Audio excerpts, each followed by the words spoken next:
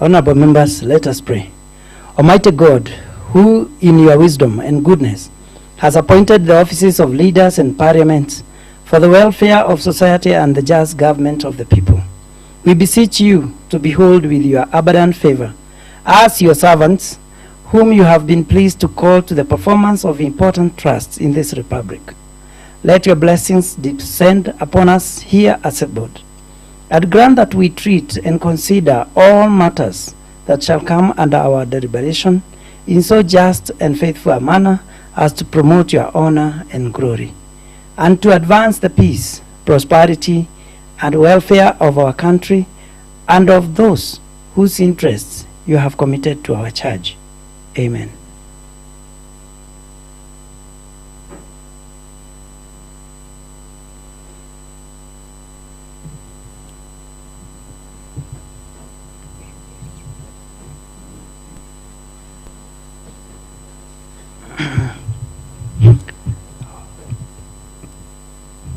Honorable members, welcome to the sitting of today, Wednesday, 22nd day of February 2023. Clerk, confirm that we have the requisite quorum to transact today's business.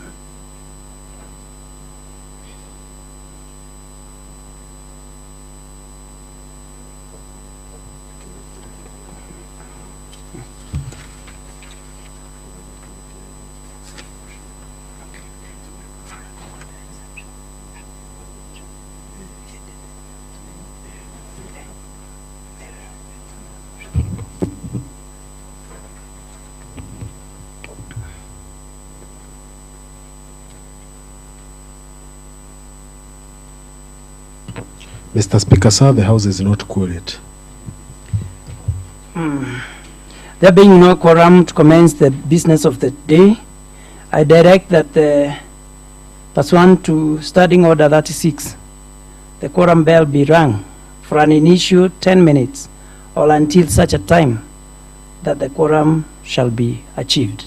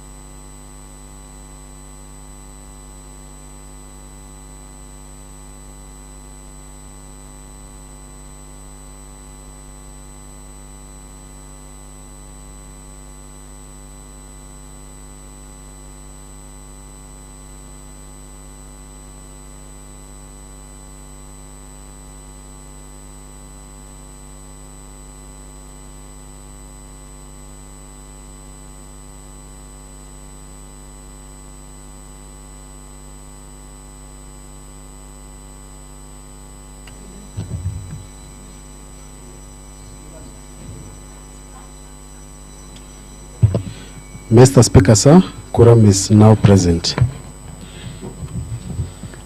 Quorum having been confirmed, we proceed with the business of the day. Clerk, first order. Administration of oath. Communication from the chair.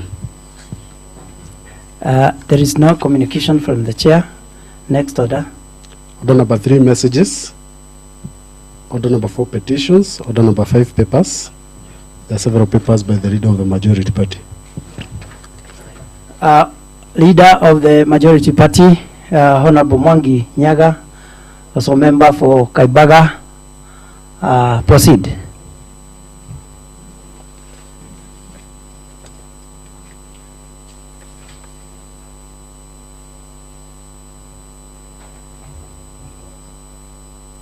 Thank you, Mr. Speaker, sir. Mr. Speaker, sir, following Standing Order 46, 2A, I wish to lay on the table a statement informing the Assembly the business coming before Assembly in the following week. And the following is the notice paper dated 28th February to 1st March 2023. On Tuesday 28th February 2023, 9:30 a.m., we shall have the following papers. Report of the Committee on Legal Affairs, Labor and Intergovernmental Relations, sponsored by Honorable Hussein Dongo Kasana, Chairperson, Committee on Legal Affairs. We'll also have report of the Auditor General on Nyandarua County Executive Committee members, car and loan and mortgage scheme, by myself as the majority leader. We'll also lay down report of the Auditor General on Nyandarua County's civil servants, car, loan and mortgage scheme, FAD, for the year ended, that is June 2021, by myself. On notice of motion, we'll have report on Committee on Legal Affairs, Labor and Intergovernmental Relations, coordination on consideration of report on assumption of office of the Governor, sponsored all by Honorable Hussein Dongo Kasana, Chairperson, Committee on Legal Affairs, Labor and Intergovernmental Relations. We'll have a statement. On statements, we'll have a statement. Statement response on the status of issuance of title deed by Honorable John Gashino, Chairperson, Committee on Lands and Physical Planning. On the same date, 28th February 2023, at 2:30 p.m., we'll also be getting a response to a statement sought by Honorable Samuel Limui Kayani on status of county roads, machinery and equipment, and the respondent although will be Honorable Simon Bolo, Chairperson, Committee on Public Works, Roads and Energy. On Wednesday, 1st March 2023, 9:30 a.m., we'll have the following motions and bills. We'll have a report on the Committee on Legal Affairs, Labor and Intergovernmental Relations, sponsored by Honorable Hussein Dongo Kasana, Chairperson, Committee on Legal Affairs and Labor. On the same date, that will be on Wednesday, 1st March 2023 at 2:30 p.m., we'll be getting a response to a sought by Honorable Paul Kirukabulu on operationalization of sites in Sharagita Ward and their maintenance and management status. We'll get the response from Honorable Simon Bogoboro, Chairperson, Committee on Public Works, Roads and Energy and Transport. Thank you, Mr. Speaker, sir. That will be the business of the following week. Thank you.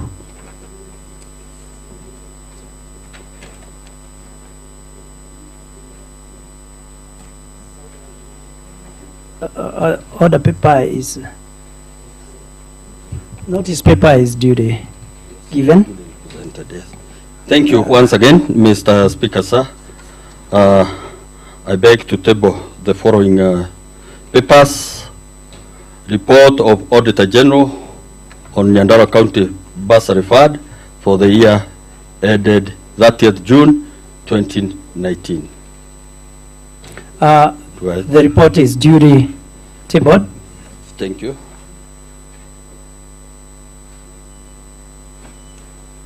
I now refer the report to the Committee on Public Accounts, County Public Accounts and Investments for consideration. Chairperson, Public Accounts and Investment. How much time do you require to report back to the House? Thank you, Honorable Speaker. On behalf of the Chair, Big Park Honorable Dan, 90 days are okay, Mr. Speaker. Bearing in mind we have a lot of papers on our desk, Mr. Speaker, but we shall deal with them within 90 days. Very well. Next report.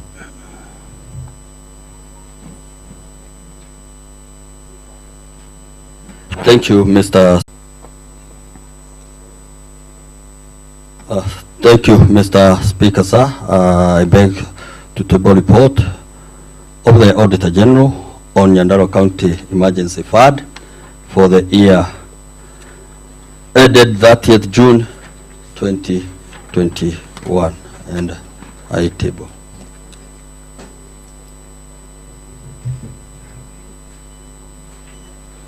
The report is duly tabled. I now refer the report to the Committee on County Public Accounts and Investment for consideration. Chairperson, how much time do you require? Honorable Speaker, on behalf of the committee chair, we shall deal with it within 90 days. Okay, very well, 90 days. Clerk, next order. Order number 6, notices of motion. Order number 7, statements. Order number 8, motions and bills. Other bills, there is a bill that is the Nyandarua County Alcoholic Drinks Control Bill 2023.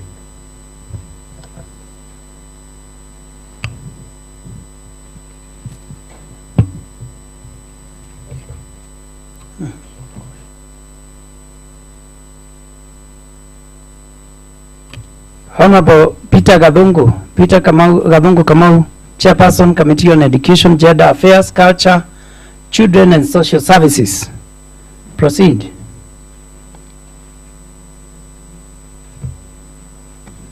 Honorable Steve Matimo, standing in for holding brief. Yes, Honorable Gadungu. Yes, Mr. Proceed. Speaker, sir.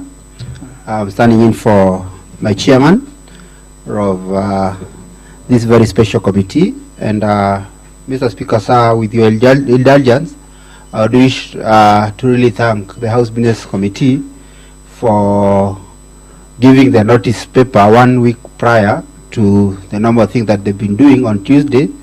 And I don't know, the members have noted that they have a whole week now to look at the notice paper, the issues that are there. Having said that, Mr. Speaker, sir, let me go to the reasons why I'm here. Mr. Speaker, sir, pursuant to order number 125, as read together with standing order 116, part 6, I beg to introduce Nyandarua Alcoholic Drink Control Bill 2023.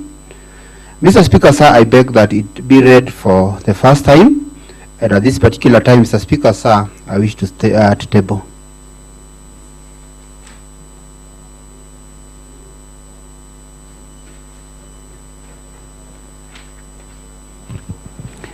The bill is duly tabled. I now direct the clerk to read the bill for the first time.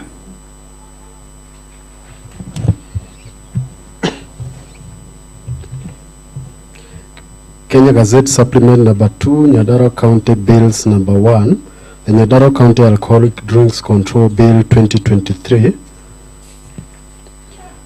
A bill for an act of the County Assembly of Nyandarua to provide for the management, control, licensing, and regulation of the production, sale, distribution, consumption of alcoholic drinks and for connected purposes.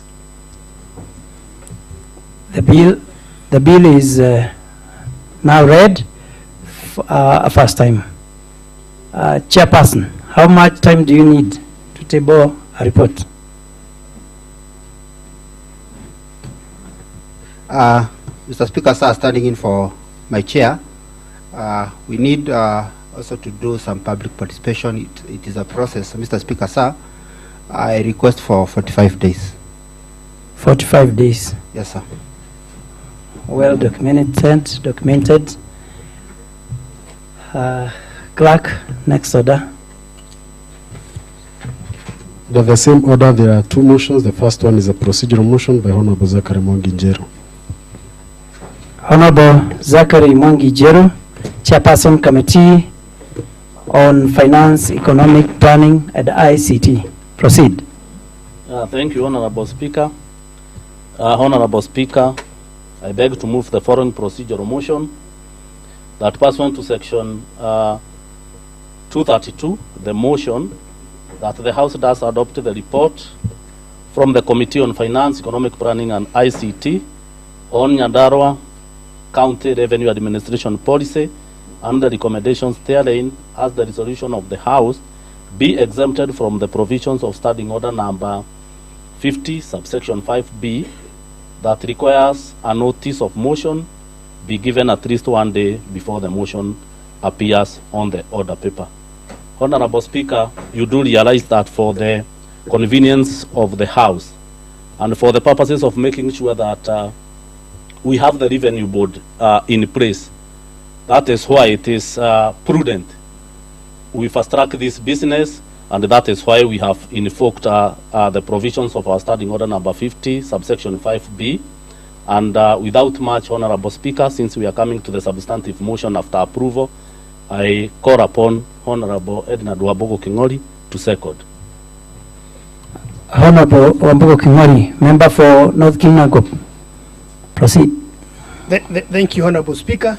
Mr. Speaker, as a member of this committee, I second.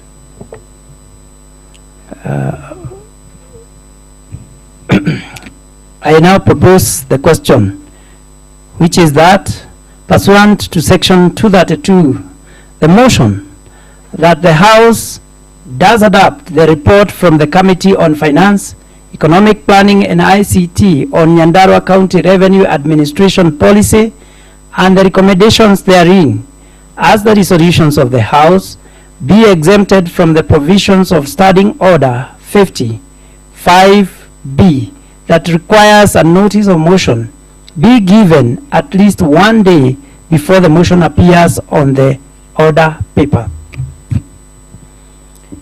I now put the question, which is that pursuant to section 232, the motion that the House does adopt the report from the Committee on Finance, Economic Planning and ICT on Nyandarua County Revenue Administration Policy and the recommendations therein as the resolutions of the House be exempted from the provisions of the Standing Order 55B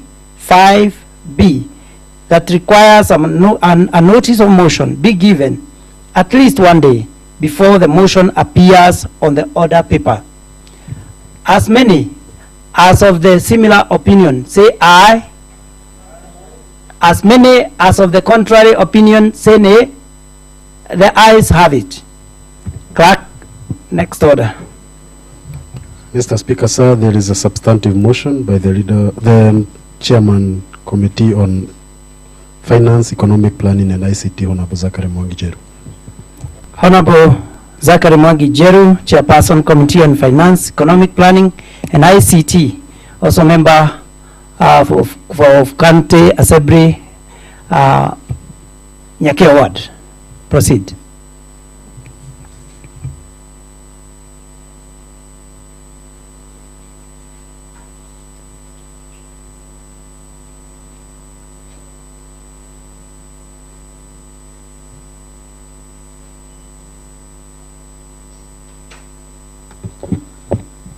Thank you, Honorable Speaker.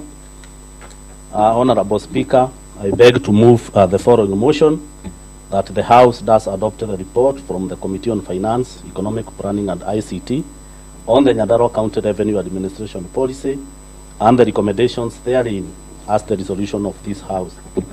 Honorable Speaker, the Committee of Finance and Economic Planning is greatly indebted to the Office of the Honorable Speaker and that of the Clerk of the Assembly for the logistical support received as it discharged its mandate in review of the Nyandarua County Revenue Administration Policy 2022. Honorable Speaker, I wish to recognize the dedication of members of the Finance Committee and equally the co-opted member of the Budget Chairperson, that is member for Wajohi, Honorable Isaac Kongu, and the Secretariat during the entire period of preparation and compilation of the report. Lastly, the committee is grateful to the CCM member for Finance, Economic Planning and ICT for affording the opportunity to hold various consultative forums with several key county departments. Honorable Speaker, it is always prudent to notify the House and the general public the membership of the committee, and the committee comprises of the following: myself, that is Zachary Mwangijeru, Chairperson; Honorable Benson Kerry Joki, Vice Chairperson; Hon Peter Mwangi Maina, Member; Honorable Joseph Kuriathu, a Member; Honorable Catherine Nyawira Matenge, Member; Honorable Juliana Mugure Mbambu, a Member; Honorable Patrick Kariuki Muhende, a Member; Honorable Elijah Mwaginyaga, a Member; Honorable Ednard Wabogo Kingori, Member; and Honorable Isaac Kongo Wajiru, who by co-option is now a member of the Finance Committee. Honorable Speaker, equally I wish to recognize the Secretariat led by the Senior Clerk Assistant, who happens to be the lead clerk, Madam Nancy Muthe. We have Mr. David Getau, our Principal Research Officer. We have Mr. David Getamaka, our Hansard reporter. We have Moses Kenywa, our Senior Legal Counsel, and Mrs. Lea Jenga, Sergeant at Arm attached to the committee. Honorable Speaker, this report contains the committee proceedings on the consideration of the Nyandarua County Revenue Administration Policy, which was tabled before the House on 30th day of November 2022 and committed to the Sectoral Committee on Finance, Economic Planning and ICT.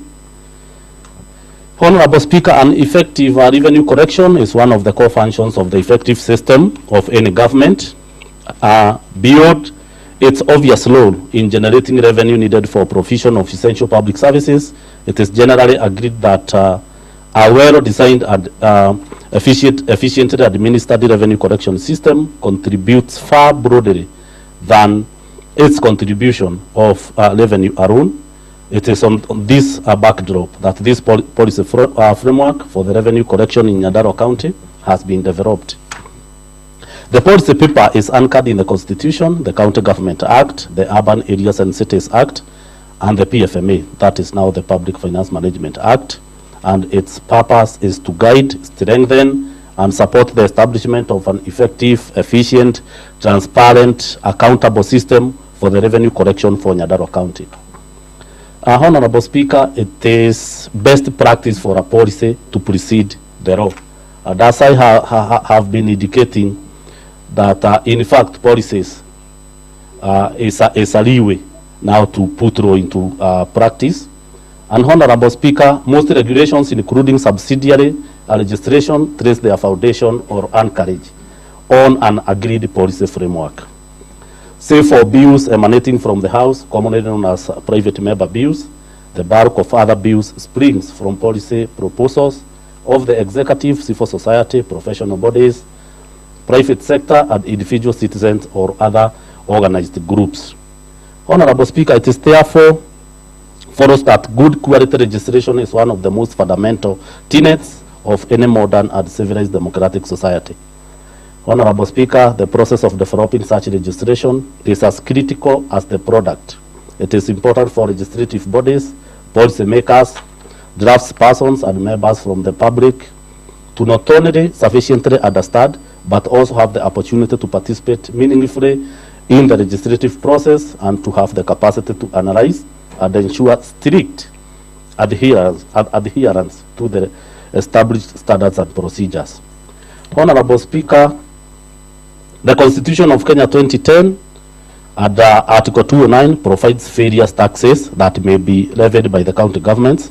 The Constitution defines the county government funding sources to include: one, that is the equitable share of at least 15% of the most recently audited revenue raised nationally via Article 202 subsection 1 and Article 203 subsection 2. B, additional, conditional and conditional grants from the national government share or revenue via Article 202 subsection 2. C, equalization fund based on half of 1% of revenue raised nationally via Article 204. And D, local revenues, and that is in form of taxes, charges, fees, and lastly, loans and grants. The Constitution allows counties to impose: one, property rates; two, entertainment taxes; three, charges for services they provide; and D, any other tax or licensing fee authorized by an act of parliament. Honorable Speaker, when we examine the background of the county revenue raising measures, currently the county government has 64 revenue streams. During the financial year 2021-2022, the county government managed to collect 463,061,811 shillings in own source revenue, which only accounts for a mere 6.6% of the total resource envelope. That is shilling 7,217,631,789 shilling for the year. Based on the financial year 2021-2022 revenue collection, there are 14 main own source revenue streams for the county as presented in Table 1. Honorable Speaker, key own source revenue streams: we have the single business permit, we have the JM Hospital, NHIF fees, that is inclusive of the mama, produce sales royalties, liquor licensing, and that is application fee, project management fee, engineer hospital, open air market fees, bus and matatu fees, approval of building plan, that is the Department of Physical Planning, plot rates, public health fees, and motorcycle fees, and that entails parking. Honorable Speaker, the potential is of more own source revenue from these streams, and the other 50 streams remain high if the county government puts in place the necessary revenue collection framework, and that is why we have this policy, so that after this, now we are able to formulate the revenue board. Honorable Speaker, county own source revenue potential. According to the comprehensive own source revenue potential and tax gap study of county governments by the CRA, that is Commission on Revenue Allocation, published in June 2022, Nyandarua County has the potential to collect 3.301 billion annually in terms of local revenue if all the streams are mainstreamed. Unfortunately, Honorable Speaker, from the historical data, the county has only been able to collect about 15% of this potential. So 473,061,811 shillings is just a fraction of entails 15% of the total. Further, the annual growth rate of own source revenue has remained below 10% for the most of the years, meaning unless radical measures are taken, the county government may take longer to realize the full potential. Regrettably, the difference between revenue projections and actual collection has been rising significantly in the last 3 years. This is a worrying trend, as it's partly to blame for the ballooning pending bills in the county. Honorable Speaker, the justification of this policy in the context of registration, this document, a policy is a document which outlines what a government or an individual aims to achieve for society as a whole. All policies start off as an idea. It may be the idea of a member of the executive, a bureaucrat, legislator, a stakeholder group, or an individual citizen. Honorable Speaker, without belaboring much on this, during the policy formulation process, there has been transformation in the development of the policy over the time with the country now moving to evidence-based policy development. And Honorable Speaker, this means that one needs to back their policy proposal with evidence from research. The proposal has to come with evidence on the following. One, why is the policy needed? Two, the requisite resources for its development and implementation, and the amount of time it will take to develop the said policy. Examples of other jurisdictions which have developed a similar policy, and also what benefits they have derived from such policies, and anticipated benefits of the policy to the sector or of the sectors it affects. Therefore, Honorable Speaker, the committee had several consultative meetings with the county finance and the revenue departments to get better insights into the revenue policy.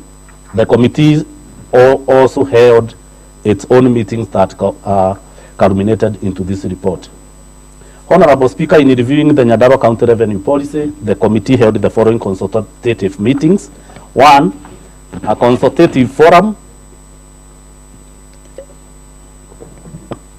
on the proposed policy held at Karo, Naivasha. This is Kenya Agricultural Research and Livestock Organization, which, with representatives from the County Department of Finance and Revenue, held on 30th November 2022 to 2nd December 2022.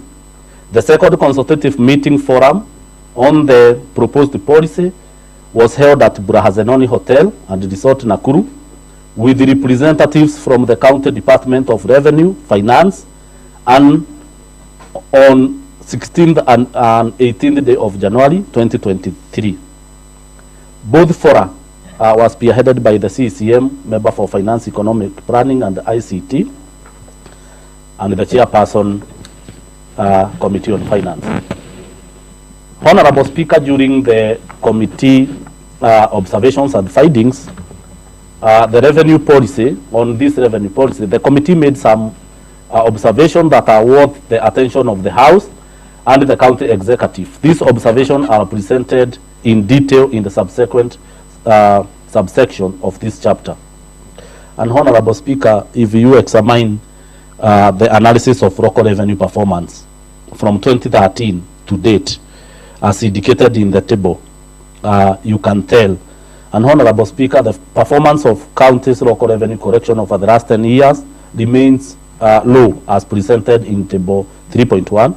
For example, during financial year 2021-2022, the county government managed to collect 473 million, trans the key challenges affecting revenue-raising measures, which has been addressed under the policy interventions. These include: one, the COVID-19 pandemic; two, political interference; three, enforcement charges; four, rural setup of the county; five, limited automation and cashless collection; unrealistic targets; staff shortage and low motivation, that is understaffing; lack of the robust legal and regulatory framework; inadequate internet bandwidth at sub-counties below 2 MB. We have the issue of climate change, which is equally another big challenge. However, during the consultative meeting, the committee noted that there are several other systematic bottlenecks to revenue administration with the county. These include lack of a comprehensive and up-to-date database of county taxpayers. And Honorable Speaker, you get to realize that when you request data from the revenue department, maybe from a particular stream, like now the rental income, if you ask for that data, it is not readily available. But we have tried as much as possible to partner with other key stakeholders so that we can have up-to-date data, so that now we can be able to know the target population. Honorable Speaker, absence of an up-to-date valuation role, that one we have discussed here. The limited cashless payment despite automation of some services, and underutilized government services. For instance, the Agriculture Department, our ATCs. And Honorable Speaker, absence of the integrated revenue raising efforts among the county departments, and equally limited revenue streams. And that is why we have new revenue streams, Honorable Speaker, in our finance bill. Honorable Speaker, without belaboring much on the same, from the scrutiny of the Nyandarua County Revenue Administration Policy 2022, the committee makes the following recommendations. One, that the county government does ensure the cost of revenue administration is lowered to the global best practice of 2%. That is very fundamental. Two, that the county government does inquire to the county revenue board, does ensure that the County Revenue Board has autonomy over the budget-making function, expenditure, and its annual work plan. And Honorable Speaker, we were trying not to have another extension of a department. That is why we were calling upon for this policy to clearly outline the roles and the function of the board, so that though it will be under the Department of Finance and Economic Planning, at least it is somehow semi-autonomous. And three, that the county government does ensure that the county assembly oversight role over the board and the revenue administration is enhanced in the formulation of this bill. And Honorable Speaker, arising from the above, the committee urges that this House does adopt this report of Finance, Economic Planning and ICT of the Nyandarua County Revenue Policy and the recommendations therein as the resolution of this Honorable House. And with that, Honorable Speaker, I now wish to call upon the Chairperson Budget and Appropriations Committee, who also happens to be a member of this committee through co-option, to second. Thank you, Honorable Speaker. Well, Honorable Isaac Kuno Wajiro, member for Wajohi, proceed. Thank you, Mr. Speaker. First of all, I want to take this opportunity to congratulate and appreciate the chairman and the whole committee, Finance Committee, for good work. And Mr. Speaker, I want to say that I want to second this report, Mr. Speaker. And I want to say this because I want to be as brief as possible. Mr. Speaker, this policy is coming even very late. It should have come earlier. Because if you look at this county, and I like working with data and statistics because numbers will never lie, you realize that in 2013, immediately after devolution, Nyandarua County was collecting, or that first year, Nyandarua collected 138 million as revenue, immediately after the defunct county council. And if you look at the last year, Nyandarua County collected 473 million. That is an increase of around 300 million over the 10 years. If you look at the report from the CRA, it indicates that Nyandarua has the capacity of collecting 3 billion. We are just doing 15% of our potential. If you look at our Finance Act today, you realize that more than 60% of the streams, revenue streams, are dormant. We have never collected a single cent in those streams.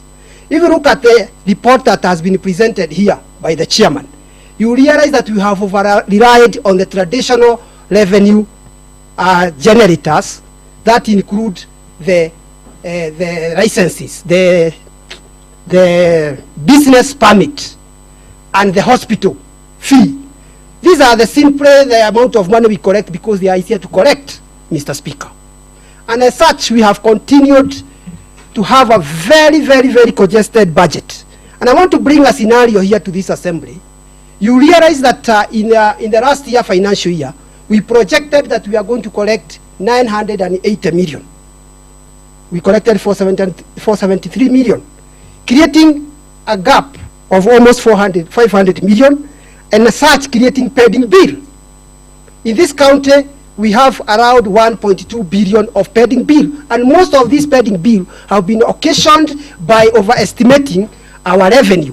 And I can say it is not overestimating, by not attaining what we have committed that we are going to collect. By bringing in a revenue board, what we are simply saying is that we don't want the Department of Revenue, Finance and Revenue to be the core, its core mandate to be collecting revenue. We want to delegate this power of collecting revenue to another autonomous board, which we are going to give a target. People who are the contract, people who will be sitting from morning to evening and even at night, thinking on how they are going to increase the revenue of this county. But if you are going to leave this matter to be the department, they don't have time. They have other businesses. And as such, we have realized that we will never be able to break even when it comes to collecting of this revenue. So we want to set a board. And this board should have an autonomy. And this board should be facilitated. And then this board should come up with strategies of making sure that we are going to increase. They should come us and tell us, for all those dormant revenue streams, how are we going to make them live and we start collecting money? I want to give a few examples, Mr. Speaker. I have never understood why, if I am a farmer and I plant cabbages and potatoes in this county, when I take my potatoes and cabbages to the market, I pay cess at the cess points. But as a milk producer, a farmer who produces milk doesn't pay any cess, and yet he is a farmer like myself. In other counties, they have introduced milk cess. In Nyandarua, we have not. We produce 300 million kilograms of milk annually in this county. If you are to take a 50 cents as a milk cess for milk, and yet we are supporting these farmers, we are giving them AI. The other day, the Mheshimiwa, the honorable member from Gezafoi, the Doen, brought here a motion that he wants some sex and semen to be introduced in this county. We don't have money to support that motion. We need more revenue, Mr. Speaker. So if you are going to introduce that and we start collecting revenue from milk, we get another like 60 million extra. And there are so many other examples that we can be able to give. For example, Mr. Speaker, if you look at our quarries, Nyandarua, right now we are exporting quarry products, more specifically the machine cut stones. All the other counties are coming here. For a single lorry that is carrying 100 foot of quarry stones, we collect 1,200. And yet we are going to other counties. If we are very careful and we look and we pray about with that, we feel that there is some money we can collect from that area. If you look at our ATC and all that. But the department has no time to look and strategize on this matter. So we need this policy. This policy will be able to support, or from this policy we are going to get an act that is going to form the revenue, that's the revenue board, and that revenue board, we know, and it has worked elsewhere, even in our neighboring counties. We are projecting that in the next 2 years, Nyandarua will be collecting $1 billion, Mr. Speaker. So I'm calling upon this House to read this report, take time and also look at the policy, because it is a good policy, had an opportunity to peruse and go through it. It has got very, very, very positive recommendations. They have identified all the gaps that we need to registrate when it comes to policy, to revenue collection and administration. And when we are looking at the act, the members will be able to come hard in and make sure that we have a very autonomous board. We don't want to create a board like the one we created on trade and investment, and it died even before it was born. Or the municipal that was initially the chairman, who is the majority leader in this House. We want to create an autonomous board that is going to deliver, and which will also be answerable to this House, Mr. Speaker, because it is of our interest to get more money, and it is of more interest to me as the budget chair to get more money, because I don't want to be sharing or appropriating air. Thank you, Mr. Speaker. I second. Very well. Now I propose the question that pursuant to section that 232, sorry.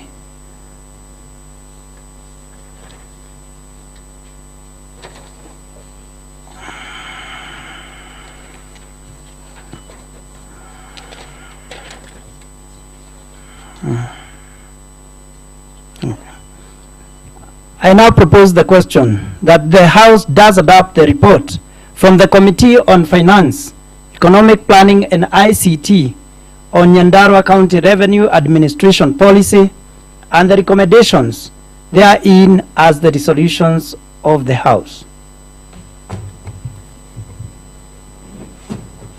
Honorable Kayani, I don't know whether it is the color of your suit, but you caught my eye first. Proceed. Thank you, Honorable Speaker. Honorable Speaker, uniqueness is always the way to go. And it's always, drives the businesses of the world, not just this Honorable Assembly.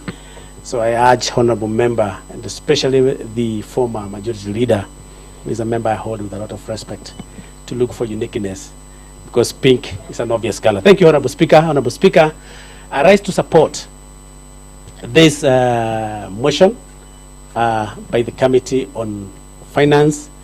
I want to begin from the onset by recognizing the fact that the two sister committees that were the other day, we witnessed them, trying to compete for a job, have found a way of working together, both the Finance and the Budget Committee. That was the way to go, and indeed follow that suit going forward and bring us a motion of business to the House that is, generated from the two brains. Honorable Speaker, the member for Nyakeo, the passion he has and the energy he has in driving forward the Committee on Finance is out of this world. I would say, without fear of contradiction, that if all the chairs of the other committees, again being very careful not to be seen to demean any chair, but if we could borrow cue for the member for Nyakeo in canvassing matters of individual committees, then this House will be a house to watch going forward. So I want to begin by appreciating that committee and also the Committee of Budget for having brought this policy to this House.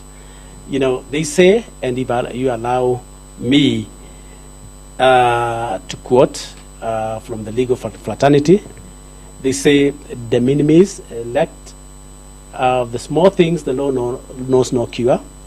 And for the Committee on Finance to bring such a mighty thing, such a big thing, and supported by the member, the budget chair, on matters revenue collection in this Honorable House, it is very important, Honorable Speaker, to say, let us dwell richly on matters that are important. And I'm not saying that we don't do that, but I'm not also saying that the Committee on Finance is doing big things. I will leave that to the conjecture of any member in this Honorable House. But, Honorable Speaker, when you talk about revenue collection and the policy thereof, this committee has found it right to do things right. It's not always, it doesn't always follow that you can do the right thing right. You might sometimes find yourself doing the right thing wrong or the wrong things right. But for them, they have done the right things right by ensuring that before they do anything else, they bring the policy so that we're able to scrutinize every detail with a toothpick of that policy before we move forward to formulating an act that will and a regulation that will be able to operationalize this policy. So that is very important, and that's the way to go.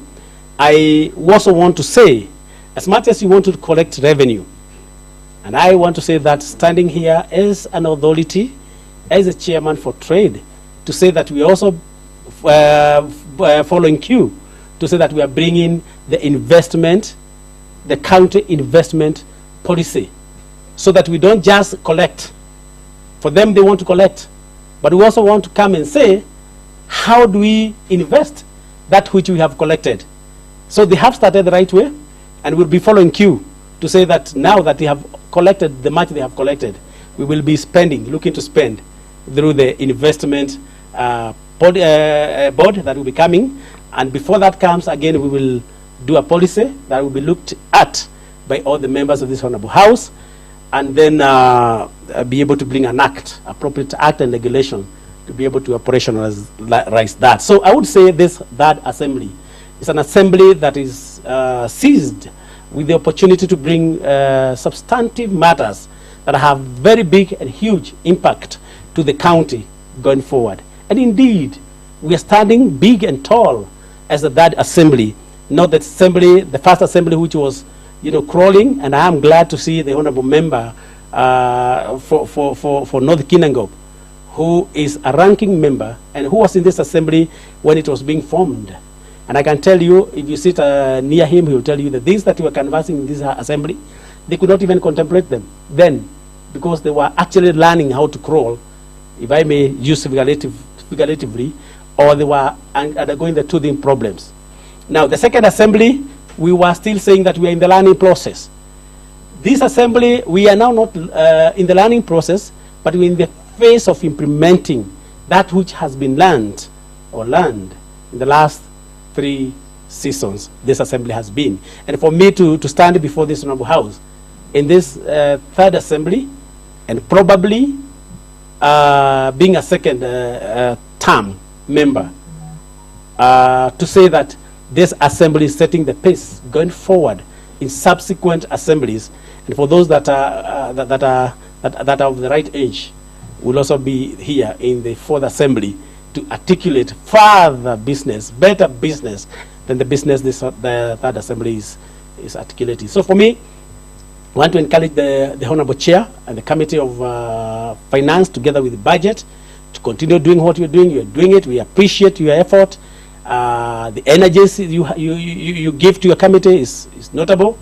We will follow cue from you. We'll borrow heavily from you and take this county forward. So that as we come again with those other subsequent policies, you have set the way for us to do so. But even as you do that, as you think about the investment, the revenue board, I want to say here without any fear of contradiction that I'll be very keen scrutinizing on the details of the policy to just check whether there are lapses or loopholes that you have provided in those policies. I am at pain when I see the kind of figures that are said to have been the revenue that was collected by the county. And I keep wondering, is that really all? Is it all? And if it is not all, where is the rest? Was it collected and never saw the light of the day to get to the county coffers? Or did they fail to collect, like the Honorable Chair budget did say? Are we going to seal all those loopholes so that that which is supposed to be corrected is collected, and that which is corrected gets to the coffers that it's supposed to be? I'll be very keen to ensure that we are not passing regulations or legislation here or forming a board for those revenues to provide them with the opportunities to collect money that they put in their pockets. That money is not supposed to end in their pocket. And I'll be looking at the automation level within which you are going to recommend the board to employ so that we become moneyless, or rather we handle digital money. Money is collected, is paid directly to the account through the digital system. Being a student of electrical and electronic engineering, having learned digital concepts and being averse with the emerging trends, digital emerging technology and trends, I dare say that you cannot be analog at a time and date as this. You must go the technological way in your revenue collection.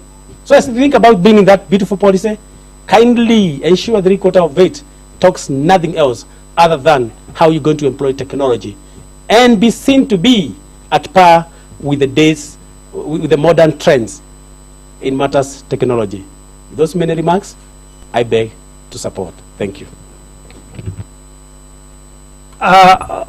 Honorable Ednadu Abogo, are you raising to attempt to answer the question from Doyen whether the money collected is all or diverted? Or proceed, Honorable Member. Thank you, Honorable Speaker. And actually today, I'm really amazed by this Doyen of Gilafai, Engineer Kayani, with a cringe English that some people in this Honorable House may not understand every word that have been uttered by him. Congratulations, Honorable Kayani.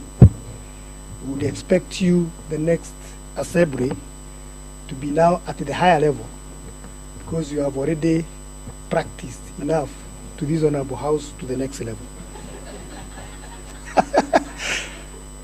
Mr. Speaker, I must also congratulate my able chair together with the committee, Mr. Speaker, of Finance Order. and Economic Planning, Mr. Speaker, by the fact that we have the zeal, the courage, and the confidence, Mr. Speaker, to ensure that we are taking this county to another level in terms of revenue collection.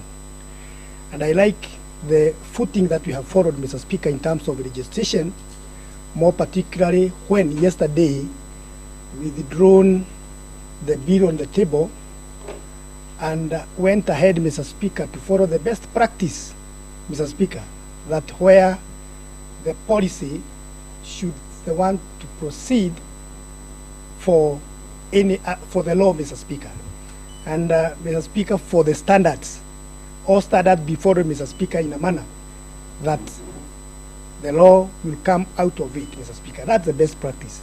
The policy, then we develop the law within it. And therefore, Mr. Speaker, my understanding is that when the bill will come in this Honorable House, we'll be able now to deal with it, because already we have the policy at hand. Mr. Speaker, I would also wish to congratulate His Excellency the Governor, Honorable Kiarie Badilisha, for coming up with this idea of now having a revenue board, Mr. Speaker. That will be able now, Mr. Speaker, to correct the local revenue within the county. Really, Mr. Speaker, you understand from the other counties that have already using this ideology, Mr. Speaker, of having a board like Laikipia, significant country, Mr. Speaker, they are collecting double of what previously, Mr. Speaker, used to get it. And I believe, Mr. Speaker, following all the measures, Mr. Speaker, that have been captured in the policy, in this policy, Mr. Speaker, I believe the board will be able, Mr. Speaker, to come up with a way, Mr. Speaker, that will be enable this county to have a lot of money in terms of revenue. Mr. Speaker, it is very ironical from the defunct local government to where we are now, almost, no, above 10 years, Mr. Speaker, from the defunct local government, and yet, Mr. Speaker, we only collect 15% of what is expected to be collected in this county. Out of 3 billion, Mr. Speaker, that we expect potentially as a county, we only collect, Mr. Speaker, 6.6, which is equivalent, Mr. Speaker, to 473 million, Mr. Speaker. Mr. Speaker, I believe what we have already resolved as a committee, and we expect this House will adopt and approve, Mr. Speaker, that the board should be have its own autonomy, Mr. Speaker.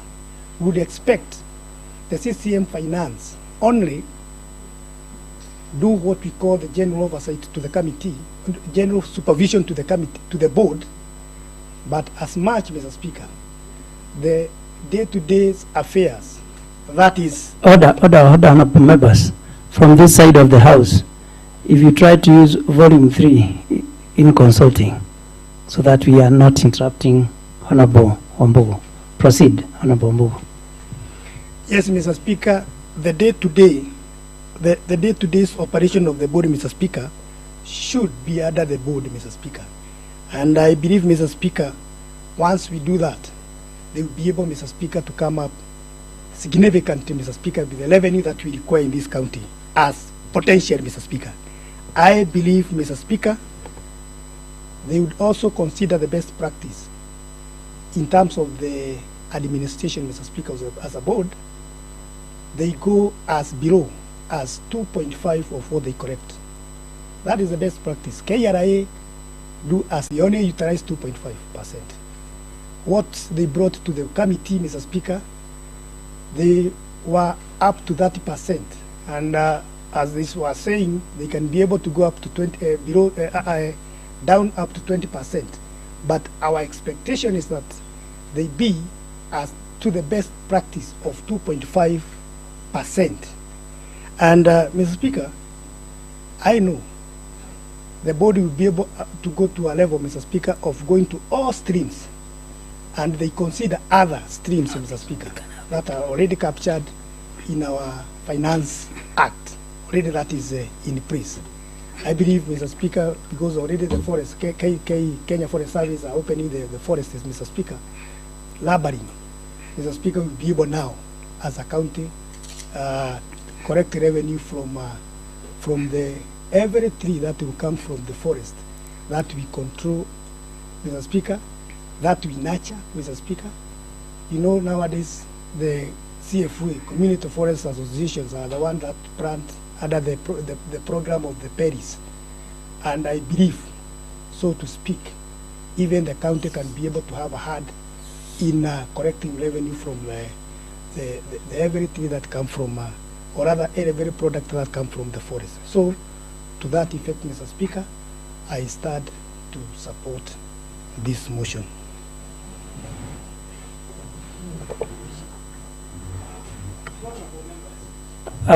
It is true that the majority had caught the eye, but owing to the constitution that and the laws that constitute this house, it is prohibited that in public appointment that more than 2/3 of the same gender be appointed. And honorable members, opportunity to contribute to the debate is tantamount to public appointment. In that regard, Honorable Kate Nyawera, county member from Daragwa Central, proceed.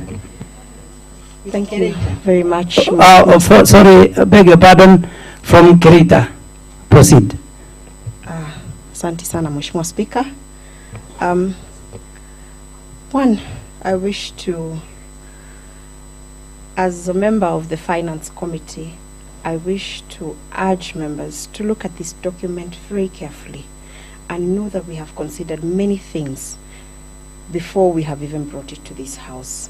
Probably one of the reasons we had to withdraw another of the same, so that we ensure that things are running well. Collection of revenue is one of the reasons that make it possible for infrastructure, for projects in infrastructure, human capital, to make it possible. It is the reason you members went down to the ground, asked for people's votes, made manifestos. Now you have an opportunity to implement them. It is the only way you're going to do it. If you don't collect revenue, then you will not be able to go back to Wanjiku and convince them to re-elect you. Because whatever money we collect here as revenue is the same money that goes up to national government and is brought back here for us to be able to deliver these projects. That said and done, Honorable Speaker, I wish to say that creation of a revenue board does not mean that, one, we are taxing people more heavily. Nyandarua County last reviewed the finance bill, I think in 2018, and that means that whatever was costing or whatever taxes we're paying already was so low. So even in our review, you will find we have only added 10%, 20%, very minimal increments on issues which I must say, as we went for public participation, did not face any major objections from the from the business sector itself. The only thing we seek to do is seal the loopholes, because there are very many loopholes in what has been happening before. And if we can do that, believe you me, we don't even need to add tax. If anything, we will ensure that that very low business person stops contributing, because we will have met our targets. And when I say that without fear of contradiction, because in Laikipia, that happened, a county that I served. Honorable Speaker, members who have spoken before me, and I do not wish to make repetitive contribution on the same, but I want to say that counties that have adopted the same, counties like Laikipia, counties recently like Bungoma, Embu, are doing very well in revenue collection. And it is the way to go. One may ask themselves, won't it increase the wage bill? And I wish to say yes and no. Why yes? Because yes, we are going to have new people who are getting salaried, but on contract, Honorable Speaker. Two, no, because these people will have targets to meet, and therefore they will increase the revenue of this county, meaning that the same will balance out. So there will be no increment in the wage bill. So, honorable members, without saying much, I don't know which words I would use to tell you that this is the right way to go, and it will benefit all of us, and probably have most of us back in this assembly in the next 5 years. Thank you, Honorable Speaker. Honorable Mwangi Nyaga, leader of the majority party and member for Kaibaga. Yes, thank you, Mr. Speaker, sir, for giving me this opportunity to contribute on this matter. And one, I want to appreciate the role that has been played by the Finance Committee together with the Budget Committee coming up with this revenue administration policy. And Mr. Speaker, sir, just quoting or looking back during my time as a leader in the different town council and county council, I want to inform the House that I've just been wondering what would happen to county government if they don't access the amount that we are getting from the national government.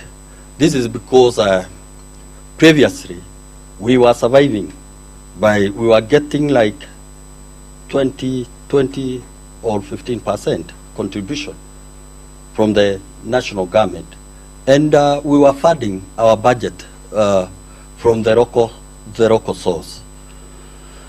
I've just looked upon what this policy is targeting, and for sure it is addressing some key elements here which can propel this county to the next level in terms of revenue correction. I've seen that they have outlined broad policy interventions in the policy. They have looked upon the charges. There are charges that you do realize that there are charges in revenue, even in revenue correction and even administration, even costs.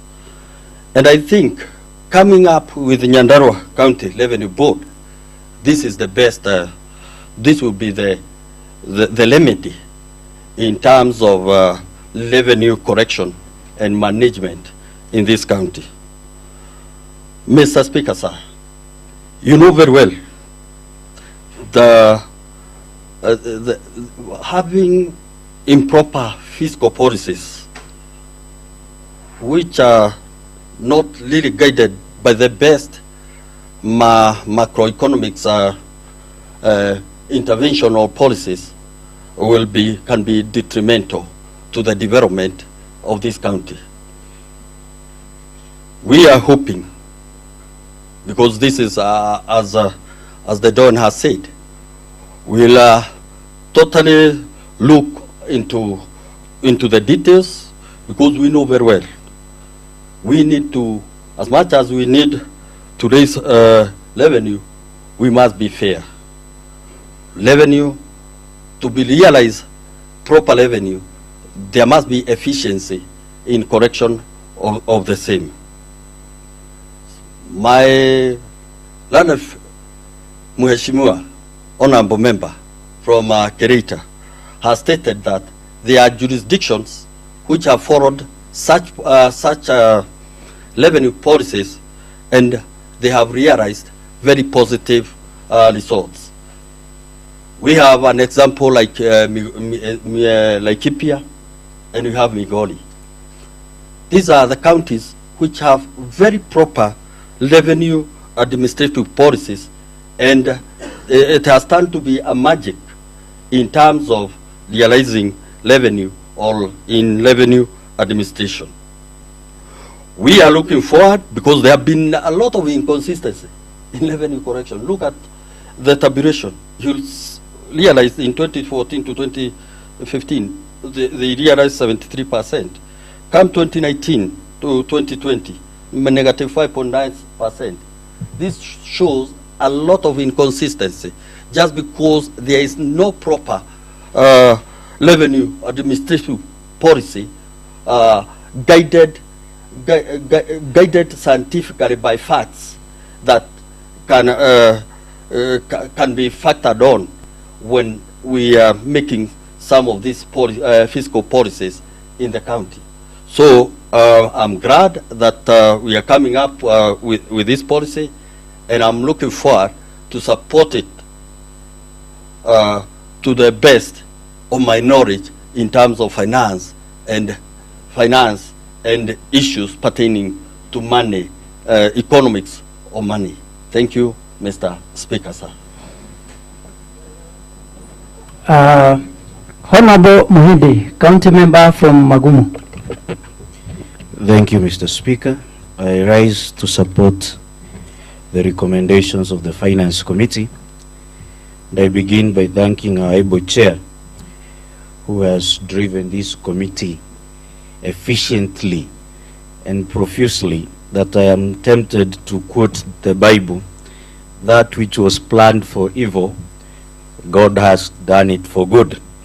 Thank you, Mr. Speaker, to all the members of this committee, the Finance Committee, because they have also been very active in ensuring that we are able to bring our county into the modern era.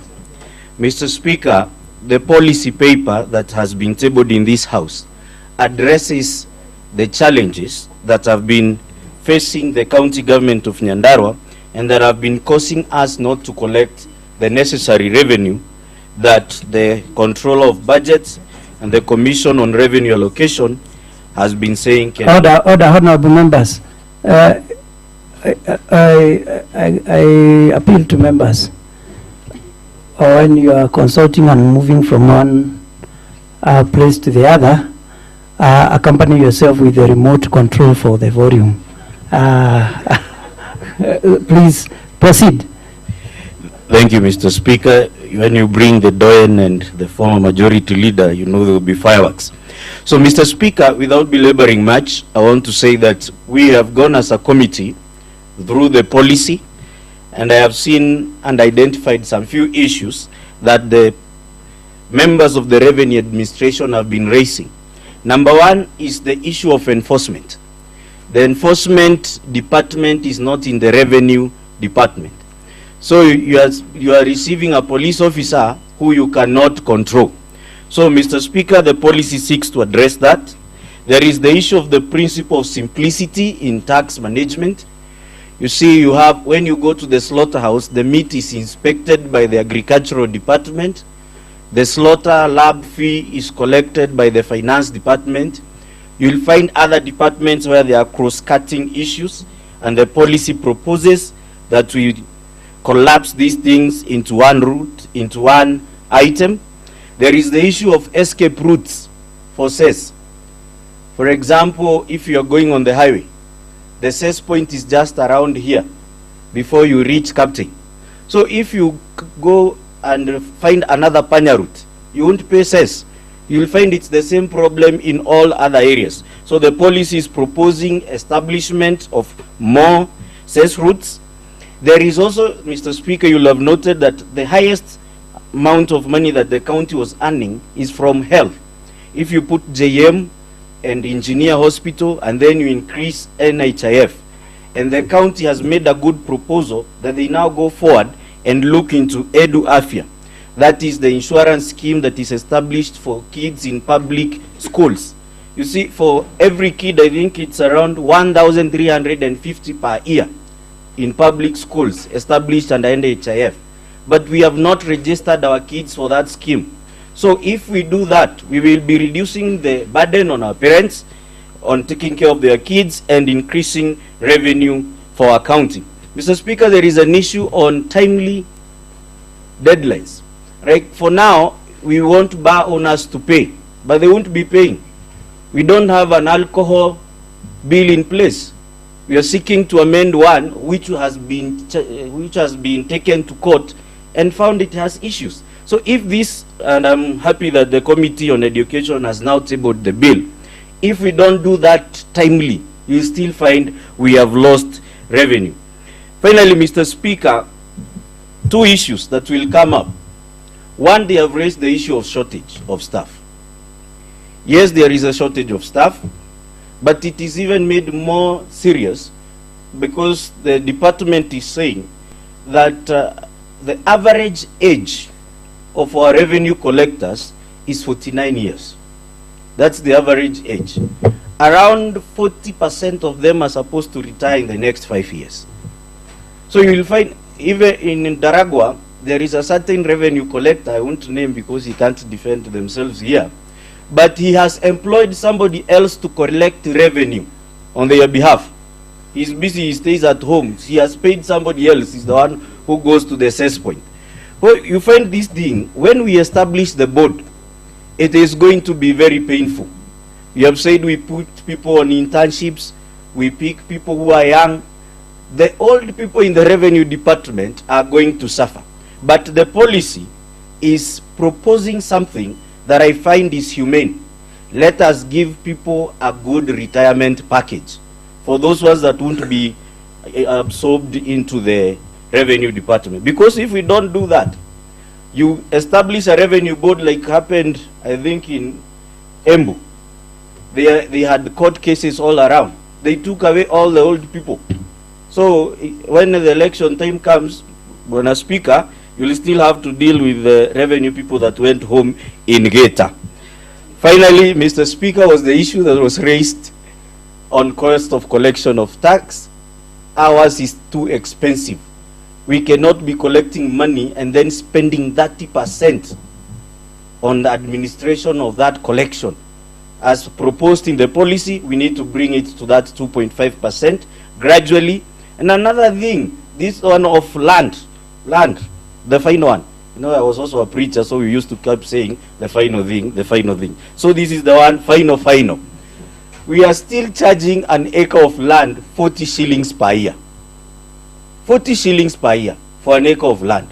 People like in Saragita who have huge tracts of land that are not using on the lower side, they are still paying 40 shillings. We need to adjust these things, and the revenue policy has suggested the way to go about it. I support.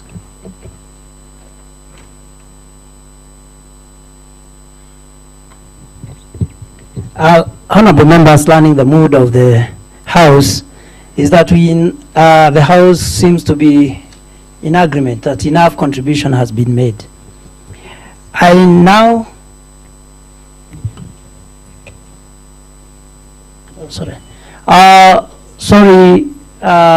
Honorable Muhendi, you had an obligation. Duted. Thank you, Mr. Speaker. I now call upon the mover of the motion to respond. Honorable Zachary Mwangi Nyaga. Honorable Zachary Mwangi Jero. Yes. Chairman, Committee on Finance, Economic Planning and ICT. Proceed. Thank you, Honorable Speaker. And before I respond, I had seen Honorable Joyce Mike was on. Oh, you are okay. Thank you very much. Honorable Speaker, I wish to appreciate, first of all, my committee and equally all the members for the input towards generating this report on the policy. And Honorable Speaker, without belaboring much, it is evident with the emerging threats that counties will have to rely heavily on their own source revenue, bearing in mind that most of the external fundings is not forthcoming, and equally putting into consideration the increased cost of living and equally the global economic crisis we are having. So it is imperative that going forward, and that is what we have agreed as a committee, that it will not be business as usual, it will be business unusual. And I want to assure this House that the Committee on Finance will go a notch higher to make sure that it is not only coming up with a good document, but making sure that the same is implemented. Yesterday, I had called a meeting. With the Office of the Governor, the Department of Finance, the Revenue Department, Enforcement Department, and all the administrators who are in line with. We had a meeting at the Royal Gardens. And we were discussing about how do we hit the ground running. Order, Honorable Kiruka usually consults in very low tone. It's only that your mic is on, that you are amplifying the whispers. Proceed, Honorable Gerald. Thank you, Honorable Speaker. We were discussing how now we started this process. It is a very elaborate process. We started it through the finance bill. And Honorable Speaker, I want to tell you that we have the best finance bill ever. And that notwithstanding, if the need be, yes, the Finance Act, sorry, if the need be, before 12 months, if the need be to review the Act, Honorable Speaker, we will do that. Most of the policy gaps that are existing, Honorable Speaker, this House must move with speed, and we make sure that we push the relevant department and directorates so that we can be able, Honorable Speaker, at least to meet the targets. This will be the first time departments will operate through targets. Honorable Speaker, you know it is very unfortunate when you are asking a director, are you aware of this revenue stream, number this and this? Yes. How much have you collected? And the response is 0. Why? Those are the kind of issues that Honorable Speaker, we want to address totally. Honorable Speaker, from now, it is not only enough to get this act, and it is not only enough to get the board.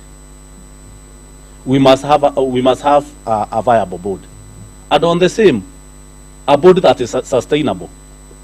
Members are indicating about the cost. Is the issue about the cost of running that board. That is what we are interested in as a committee, so that we are able to do things that are viable. After that, together with my vice chair, who happened to take part in the formulation of a digital system, he took part in Nairobi County, formulating of that system. We are moving with the speed. We are calling upon the executive to move with the speed. When I called the officer in charge of automation, he was telling the committee that they have managed to automate the system 80%. Now, what is this 80%? You are saying that you have automated, just having the teller machines, those gadgets, and you have not gone cashless. That is not, in fact, that is not automation. That is more of computerizing some streams. But we need to have a system which will be controlled in a central point, and on the same, a system that will be monitored. So I'm calling upon members who are IT experts to join the committee, so that we be in a position to come up with a very good digital system, so that we can equally be able to enhance our revenue collection. Honorable Speaker, we will be conducting for the first 1 year, because equally as a committee we have targets. At least for this year, I know we will be able, and I'm sure, if all these measures are put in place, we will be able to hit the projected target of 660 million. By the second year, we should have been able, Honorable Speaker, to hit 1 billion. Then from there, progressively, we see by third year where we will be. And Honorable Speaker,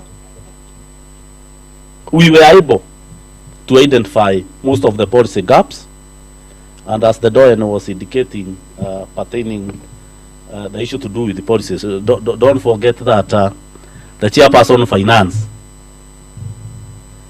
is a student who is undertaking master's degree in matters public policy.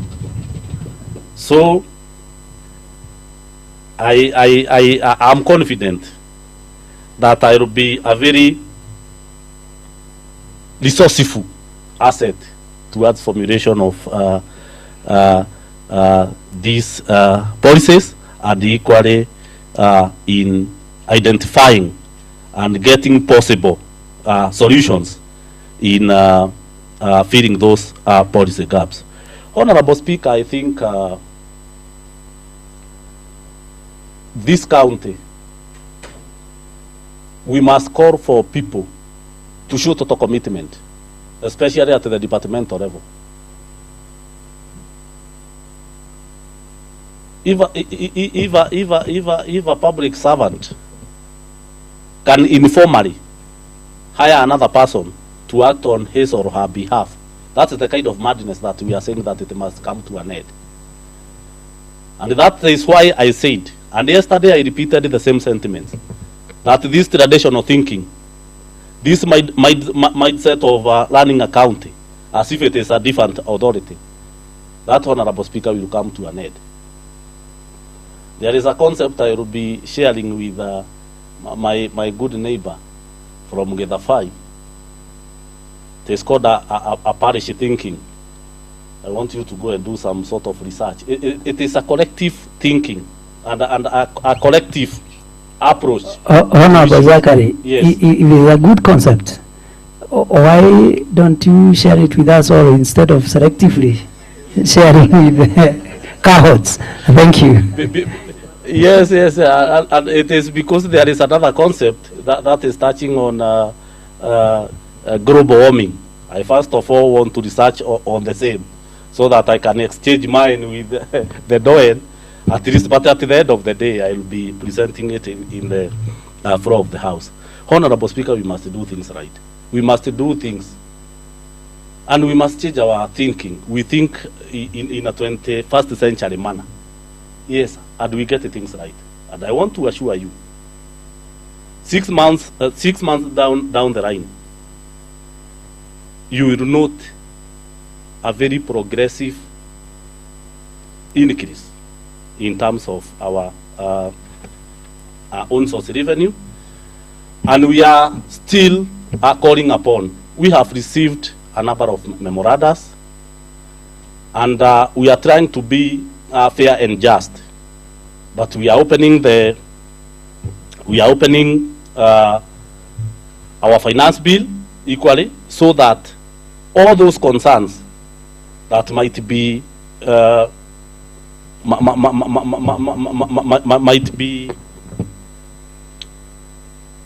might not be so friendly to our people. At least we are able to face it on the same, without having this legal tussle, like the route that was taken by the Rika people. There was another route that the sawmillers was almost taking, but we are opening that discussion, and they are most welcome in this assembly, so that any concern is looked into, and we are able, Honorable Speaker, to agree on how we move forward as a county, because equal service delivery should entail fairness, and that is what we are doing. And Honorable Speaker, without much ado, I wish to appreciate the office of the Speaker, and equally the office of the Clerk, and equally the office of the Governor, for coming up with this thinking, and for facilitating the committee to do that elaborate process right from the finance bill.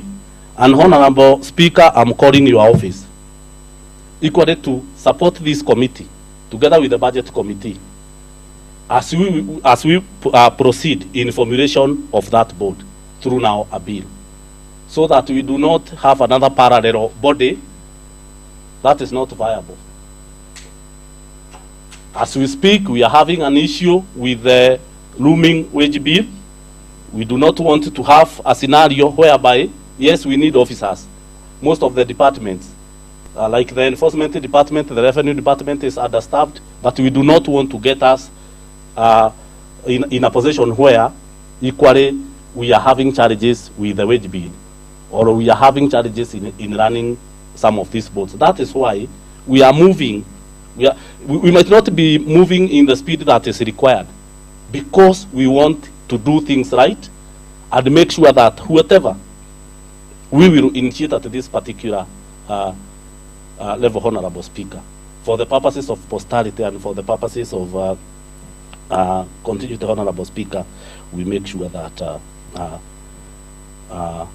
all what we had planned goes on well. And with those many remarks, Honorable Speaker, I beg to move.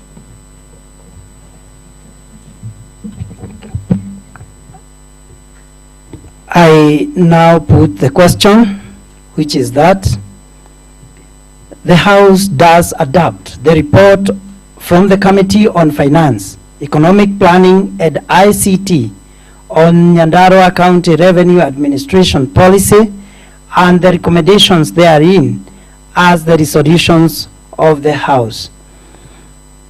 May those of a similar opinion say aye. May those of a contrary opinion say nay. And the ayes have it. Clerk, next order.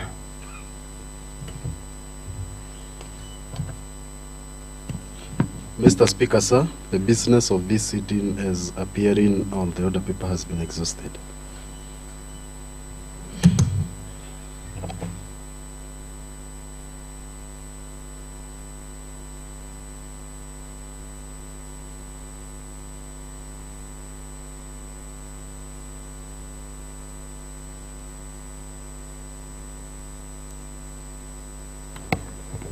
Having exhausted the business of the day, the House stands adjourned until Tuesday, 28th day of February 2023 at 9:30 a.m.